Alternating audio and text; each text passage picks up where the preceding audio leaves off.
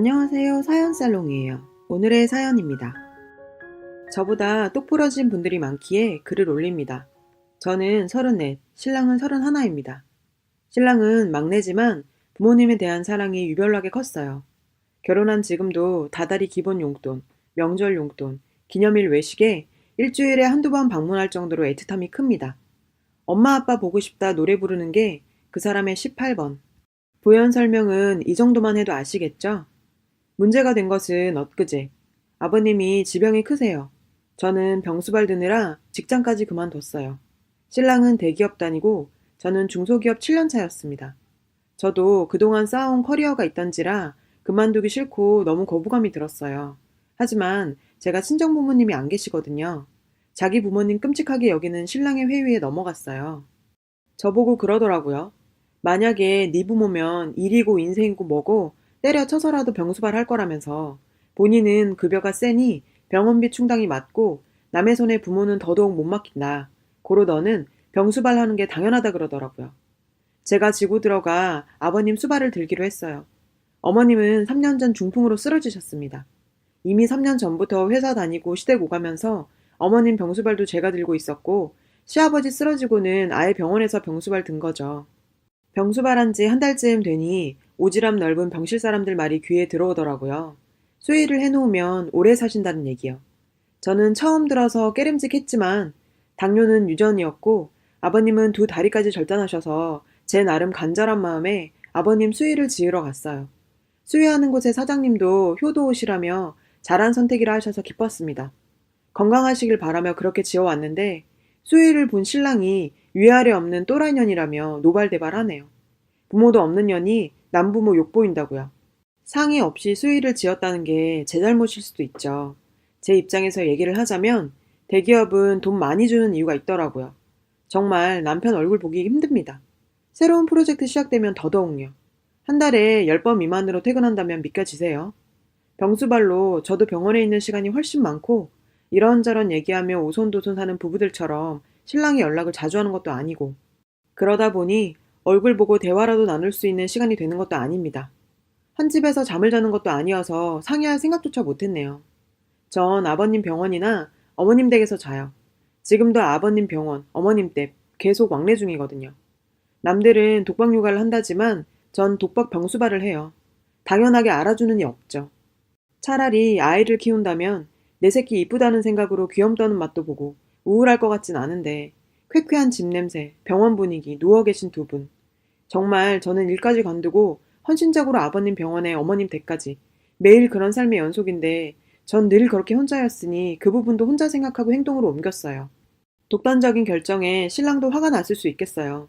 저도 미신이란 거 안 믿는 사람인데 벼랑 끝에 몰린 생각이 드니 지푸라기라도 잡는 심정으로 해보게 되더라고요. 신랑은 막내지만 저희만 부모님께 이렇게 하는 이유는 형 하나는 시부모님 모시는 문제로 갈등 겪다가 이혼하셨고 둘째 형은 타지에서 일하시는 것 같은데 연락 잘 안 되고요. 가족이 제대로 된 가족이 아닌 아픈 곳이 있는 그런 가족이라 신랑이 부모님께 더 애틋한 마음이 큰가 봐요. 그 마음도 알기에 저 또한 얼른 쾌차하시라는 생각에 순수한 마음이었는데 그렇게 대놓고 욕먹을 만큼 잘못된 건지 평소 시부모님과 사이도 좋았고 직장까지 간두며 병수발한 저를 시부모 일찍 죽길 바라며 수의 지어온 여자로 보는 것 같아 정말 허무하더군요. 차라리 제가 그 수의를 잊고 죽고 싶었습니다.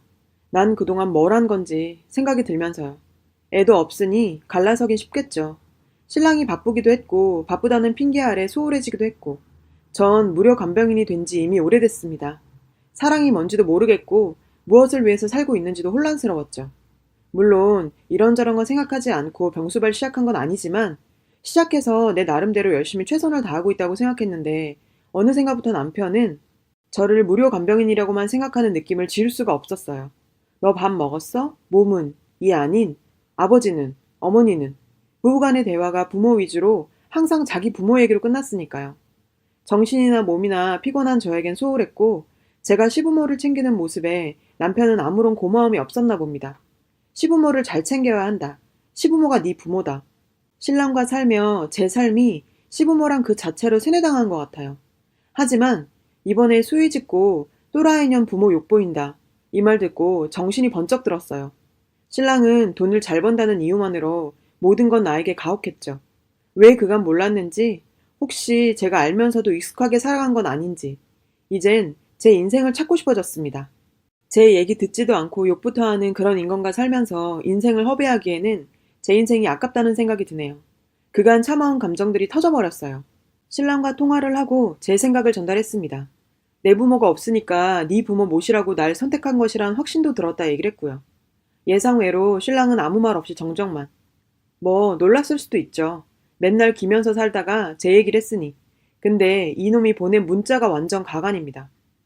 어디냐? 나 일찍 마쳤어. 아까 얘기 못 들은 걸로 해줄 테니 돌아와라. 너 아니면 우리 부모님 모셔줄 사람 없어. 그간 잘해왔잖아? 과연 내 부모야?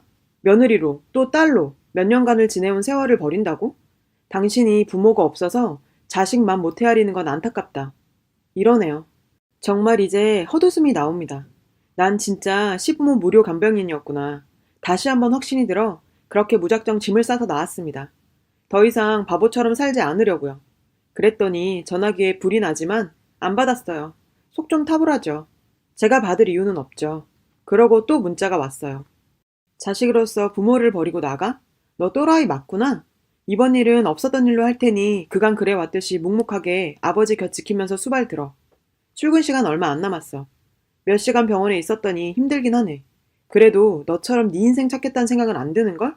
넌 이제까지 우리 가족 아니었어? 전화하던 답장하던 해. 아버지 못 주무신다. 끝까지 정신 못 차리고 사태 파악 못하는 것 같죠? 4년 만에 만난 대학 시절 친했던 언니 집에 왔어요. 와, 어쩌면 이렇게나 상큼한 기분인지 칠흑 같던 소굴에서 탈출한 느낌입니다. 세상 공기가 이렇게 좋았는지요. 남편에게 전달했습니다. 내가 어디 가든 무슨 상관이야? 이제까지 관심이나 있었어? 왜? 나 없으니까 불안하니? 내가 한 말 못 들은 걸로 하지 말고 다 기억해.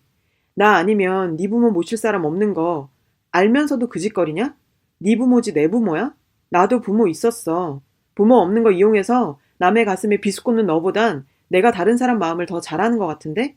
자식된 마음을 내가 왜 모르냐? 오히려 네가 남을 배려하지 않은 거지. 이제 그 간병도 네가 한번 해봐. 내가 자식으로서 부모를 버린 게 아니라 네가 아내를 버린 거야. 어디다가 남을 탓해? 네가 내 걱정 개똥만큼만 했어도 나 부모님 모시고 살았을 거야. 날 가족으로 생각했어? 언제? 웃긴다 진짜. 가족 타령 나한테 더 하지 말고 다른 사람 알아봐. 부모님 잘 모셔라. 이렇게요. 언니에게 정말 고맙습니다. 이런 상황을 이해해줘서 당분간 지낼 수 있게 되었네요. 하나하나씩 정리하려 합니다. 당연히 이제 이혼도 해야겠고요. 제가 살 집, 직장, 자존감, 상한 몸, 막다른 골목에 와서야 저를 돌보게 됐지만 더 단칼에 자를 수 있는 마음이 강해집니다. 오랜만에 찾은 여유에 지금 혼자 맥주도 먹고 또 이렇게 글도 쓰고요. 아버님, 어머님 걱정이 크긴 하지만 어련히 알아서 할까 싶어 이젠 제 자신을 돌보려 합니다. 응원해 주셨으면 좋겠네요. 제 사정 읽어주셔서 진심으로 감사합니다. 잘 살아보겠습니다. 여러분, 사연 댓글에 응원과 현명한 조언 부탁드려요. 좋아요와 구독은 저에게 큰 힘이 됩니다. 오늘도 좋은 일 가득하세요.